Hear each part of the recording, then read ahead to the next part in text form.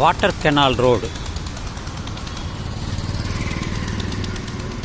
உங்கள் வாழ்க்கையை தீர்மானிப்பது ஏது? எல்லோரும் வாழ்கிறார்கள். அவர்களுடைய இலக்கை சென்றடைகிறார்கள். எதனால் அவர்களால் சென்றடைய முடிகிறது என்றால், ஒரு லட்சியம் இருக்கும். அந்த லட்சியத்தை நோக்கி அவர்கள் பயணிப்பார்கள், வெற்றி பெறுவார்கள். உங்களுடைய வாழ்க்கைக்கு எது உறுதுணையாக இருப்பது? சில கேள்விகளை நான் உங்களிடம் முன்வைக்கிறேன்.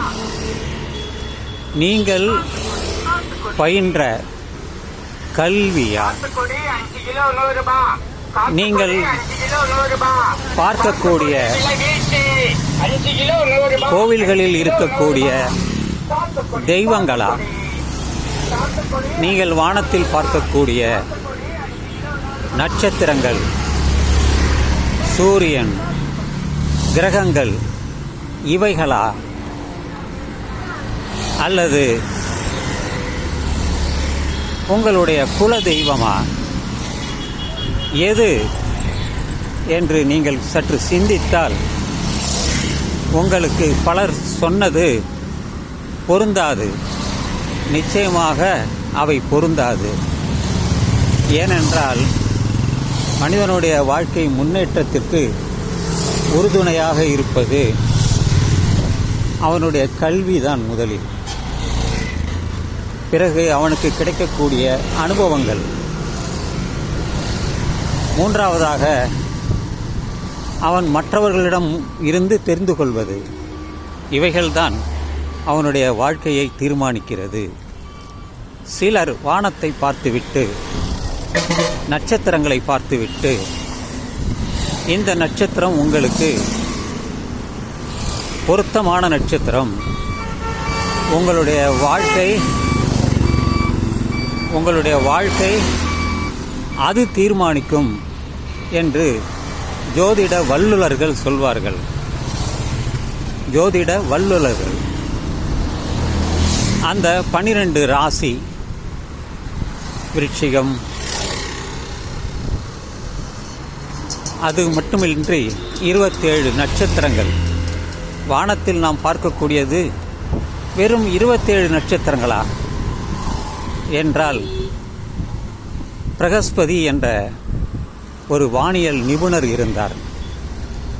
வடநாட்டுக்காரர் தான்.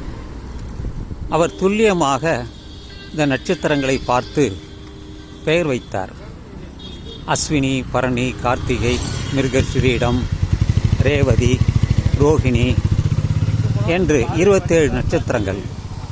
இதில் தமிழ் பெயர்களே இருக்காது. அதன் மூலம் உங்களுக்கு தெரியும், அஸ்வினி இஸ் வந்தாலே அது தமிழ் அல்ல, வடநாட்டு சொற்கள் தான் அவைகள் முக்கியமாக.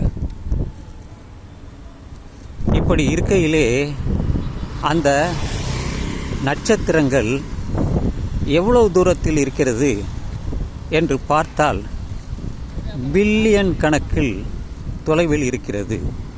சூரியன் இருப்பது தூரமே சுமார் 15 பில்லியன், மில்லியன் என்று சொல்கிறார்கள்.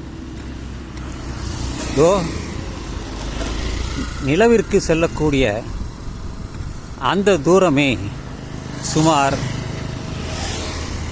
3.5 லட்சம், இல்லை 3.5 லட்சம் தான் என்று சொல்கிறார்கள். அதனால்தான் மனிதர்கள் அதுவரை சென்று திரும்பி வந்தார்கள். இப்படி இருக்கையிலே சிலர் சுய லாபத்திற்காக அவர்கள் இந்த நட்சத்திரங்களை வைத்து, இந்த ராசிகளை வைத்து கணிக்கிறார்கள். இதற்காக ஓலைச்சுவடிகளையும் பலர், இந்த வைத்தீஸ்வரன் கோயில் சென்றால் அங்கே இருக்கும், சிலர் அப்படியும் வைத்துக்கொண்டு அவர்கள் கணிக்கிறார்கள். இதெல்லாம் உண்மைக்கு முற்றிலும் புறம்பானதுதான். அதில் துளி கூட உண்மை இல்லை என்பது என் கருத்தல்ல, பலருடைய கருத்து. என்று என்னால் நிச்சயமாக சொல்ல முடியும். ஏனென்றால் எங்கேயோ தொலைவில் இருக்கக்கூடிய இந்த நட்சத்திரங்கள் நம்மை எப்படி பாதிக்கும்? எங்கிருந்து ஒளி வருகிறதோ அங்கேயெல்லாம் எரியும் கூட ஒரு நட்சத்திரம்தான். அப்படி இருக்கையிலே கண்களால் பார்க்கக்கூடியது தான். சூரியன் ஒரு அக்னி நட்சத்திரம், ஆனால் சந்திரன் அது அல்ல. இப்படி இருக்கையிலே எப்படி இவர்கள் கணிக்கிறார்கள், அதை இவர்கள் நம்புகிறார்கள் என்பது ஒரு விசித்திரமாக இருக்கிறது, வேடிக்கையாகவும் இருக்கிறது. அவர்கள் அறிவியலிகள் என்று தான் நான் சொல்வேன். அதை கணிப்பதும் அதற்கு பலன் சொல்வதும் இது போல பல காணொளிகள் நான் செய்துள்ளேன். மீண்டும் மீண்டும் நான் ஏன் சொல்கிறேன் என்றால், காரணம் இதெல்லாம் நம்பகத்தன்மை இல்லை, முற்றிலும் பொய்தான். அதனால்தான் இந்த பதிவையே நான் செய்கிறேன். ராசி, நட்சத்திரங்கள் இவை அனைத்தும் நட்சத்திரங்கள் உண்மை. ஆனால் இந்த ராசிகள் என்பது அந்த கோள வடிவத்தில் இருக்கக்கூடியதை வைத்து அவர்கள் கணித்து சொல்கிறார்கள். அதனுடைய வெளிப்பாடு உங்களுக்கே ஆராய்ந்தால் புரியும். மற்றவர்கள் சொல்வதை கேட்க வேண்டாம், நீங்களே அது ஆராயுங்கள். உங்களுக்கு கூகுளில் எல்லாமே கிடைக்கும். இந்த நான் கூட சில நட்சத்திரங்களை எடுத்து படமெல்லாம் போட்டுள்ளேன். ஓரியன் என்ற ஒரு குரூப் இருக்குது, அதுபோல் பிக் டிப்பர் என்ற ஒரு தொகுப்பு இருக்கிறது. இது போல வானத்தில் பல இருக்கிறது.